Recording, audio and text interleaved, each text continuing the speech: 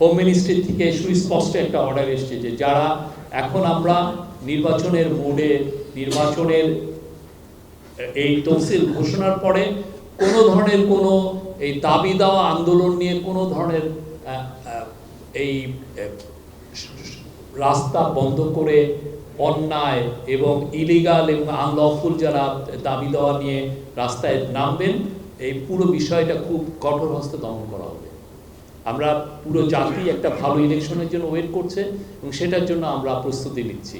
আমরা দেখছি যে কেউ আসলে অনেক গ্রুপই তারা ওয়েট করতে চাচ্ছেন না, তারা অনেক বেশি এবং অনেক ক্ষেত্রে অপ্রয়োজনীয় বিষয় নিয়েও তারা অনেক ধরনের আন্দোলন করার চেষ্টা করছেন।